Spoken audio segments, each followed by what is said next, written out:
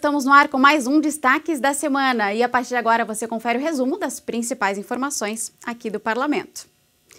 Essa semana foi aprovada em plenário a admissibilidade de duas propostas de emenda à Constituição. Uma delas pretende proibir o reajuste automático dos salários dos servidores que são beneficiados com o aumento do teto constitucional. Hoje, o teto salarial do servidor público de Santa Catarina é o salário recebido pelos desembargadores do Tribunal de Justiça, que equivale a 90% da remuneração mensal dos ministros do Supremo Tribunal Federal. Assim, quando o salário dos ministros do STF aumenta, acontece o mesmo com o teto salarial dos servidores. Atualmente, esse teto equivale a R$ 35 mil. A PEC do deputado Bruno Souza quer acabar com esse efeito automático e, além disso, condiciona qualquer reajuste no teto salarial à aprovação de uma lei específica. O objetivo é que a Assembleia Legislativa possa discutir o tema dos supersalários e que esses aumentos para quem já ganha o teto salarial do nosso Executivo não seja automático, que nós possamos aqui, como deputados, se é mais importante aumentar o salário de quem já ganha muito ou aumentar o salário dos professores, por exemplo, que tem um piso de R$ 2.400, R$ 2.500. Esse debate deve ser feito aqui e não deve ser feito de forma automática quando um juiz lá, um ministro no Supremo Federal aumenta o seu salário, isso vem repercutindo em cascata. Não pode ser assim. Com a admissibilidade aprovada em plenário, a PEC agora segue para a tramitação nas comissões aqui do Parlamento. A outra proposta de emenda à Constituição, admitida pelos deputados em plenário, inclui a internet entre os itens que devem constar na Política de Desenvolvimento Rural de Santa Catarina, junto com a eletrificação, a telefonia e a irrigação. A PEC é de autoria do deputado Márcio Machado e agora segue tramitando nas comissões do Parlamento. Não é um privilégio, mas sim algo que vem garantir, trazer estrutura, trazer qualificação. Então eu estou muito feliz hoje com a admissibilidade da PEC, logo nós estamos lutando para a aprovação da mesma.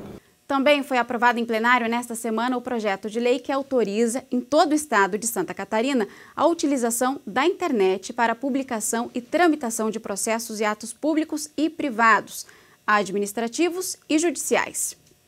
A publicação eletrônica deverá ser feita em sites de empresas jornalísticas registradas e que editem jornal digital periodicamente.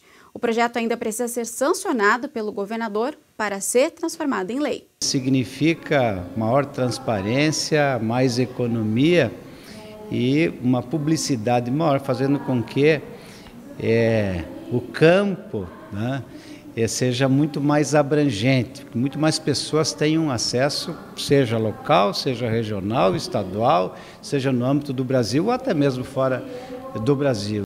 A gente vai para um rápido intervalo e já volta.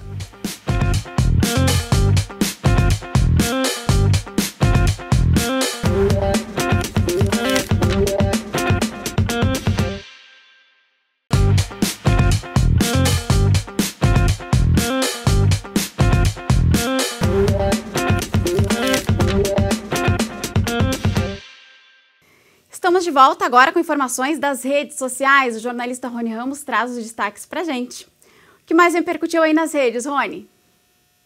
Olá, Denise, você que nos acompanha. O assunto que mais repercutiu nas redes sociais da Assembleia nesta semana tem a ver com discriminação. Um projeto de lei que tramita aqui na Assembleia Legislativa proíbe perguntas sobre religião e também sobre orientação sexual em questionários de vagas de emprego. O assunto é polêmico e nós perguntamos a opinião dos nossos seguidores. Muita gente participou e falou que as empresas têm o direito de perguntar sobre qualquer assunto. Já teve gente que disse que sim, que a proposta é válida e vai combater atos de discriminação aqui no estado. E você, qual é a sua opinião? O projeto ainda está em debate aqui na Assembleia Legislativa. Acesse @AssembleiaSC no Facebook ou no Instagram e conta pra gente. Voltamos com você, Denise. Obrigada pela participação, Rony. Agora nós vamos falar sobre o transporte de animais. Uma audiência pública promovida pela Comissão de Agricultura da Assembleia Legislativa em Indaial debateu sobre as exigências feitas nos casos de transporte de animais para atividades de lazer.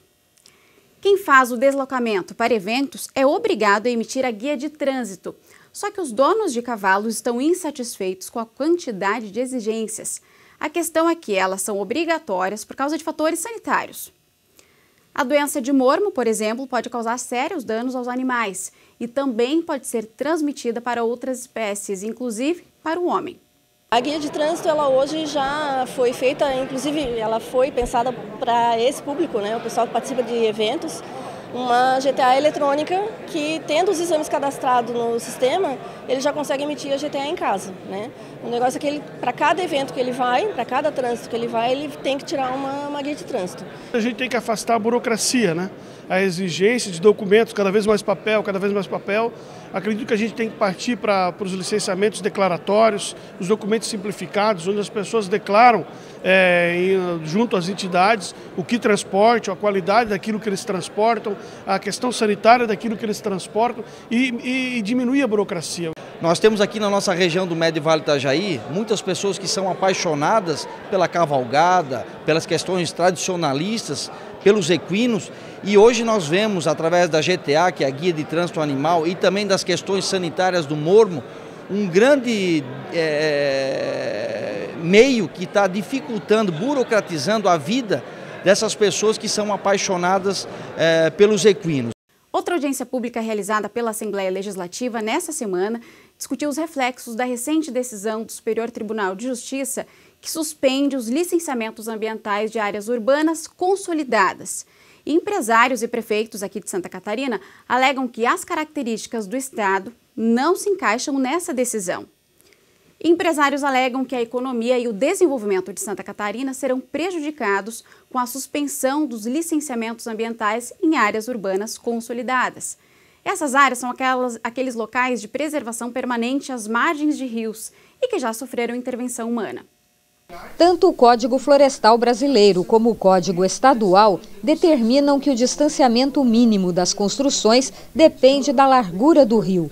Se o rio tiver até 10 metros de largura, por exemplo, o recuo de empreendimentos deve ser de 30 metros. Se o rio tiver de 10 a 50 metros de largura, a distância deve ser de 50 metros. Se o curso d'água tiver de 50 a 200 metros de largura, a distância das construções deve ser de 100 metros e assim por diante. Empresários e representantes dos municípios alegam que a mudança nas regras causa insegurança jurídica, num estado onde quase todas as cidades são cortadas por rios e ribeirões. Representantes de Balneário Camboriú e de outras cidades com características semelhantes querem a revisão da medida. Com exceção da cidade de Curitibanos, onde o rio não atravessa a cidade, todas as outras atravessam. Então nós de Balneário Camboriú temos o Ribeirão Marambaia. É um ribeirão já consolidado, mais de 50 anos se construiu ao redor. Então você querer compará-lo com o rio Amazonas, não tem sentido. A gente vai verificar as situações, se tem alguma situação de direito adquirido, se tem uma situação de área urbana consolidada, a questão da lei do parcelamento de solo, que ela é menos restritiva, que até então era aplicada. Essa decisão, ela põe por terra a questão da aplicação da lei do parcelamento de solo. Ao final da audiência, os participantes decidiram montar um grupo de trabalho que deverá atuar junto ao Fórum Parlamentar Catarinense, formado por deputados federais e senadores. Eles vão formalizar as reivindicações que serão levadas ao Superior Tribunal de Justiça. E em comemoração aos 20 anos da TVA, foi lançado um edital de premiação e veiculação de produções audiovisuais que valorizam a história e a cultura de Santa Catarina. O período de inscrições termina na próxima quinta-feira, dia 27. O processo de licitação vai selecionar 10 séries. Elas devem conter, no mínimo, 4 episódios. As séries selecionadas vão receber prêmios de R$25 mil. Também serão selecionados 20 filmes documentários e, para essa categoria, serão prêmios de R$8 mil. O edital está disponível no site da Assembleia Legislativa. Vamos agora conferir outras atividades da Casa realizadas nesta semana. A Comissão Mista de Certificação de Responsabilidade Social se reuniu para definir os detalhes do edital da premiação. As inscrições devem ser abertas entre os meses de julho e setembro. A Associação de Agroturismo Acolhida na Colônia foi homenageada pelos 20 anos de fundação em uma sessão especial. A Comissão de Prevenção e Combate às Drogas aprovou a realização de uma série de seminários sobre depressão e suicídio. Chapecó, Criciúma e Itajaí estão entre as cidades que receberão os encontros. Jovens moradores do Morro do Mocotó, comunidade vizinha da Assembleia Legislativa, fizeram uma visita ao parlamento. Alguns vieram pela primeira vez ao Poder Legislativo. A Comissão de Trabalho recebeu auditores fiscais do Ministério do Trabalho para tratar do cumprimento do programa Jovem Aprendiz pelas empresas catarinenses. Deputados da Comissão de Constituição e Justiça aprovaram um projeto que cria o programa Tem Saída, com o objetivo de dar apoio às mulheres vítimas de violência doméstica. Centenas de pescadores participaram de uma reunião da Comissão de Pesca para tratar da lei aprovada no Rio Grande do Sul, que expande a área de proibição da atividade. A medida estaria prejudicando o setor pesqueiro do estado.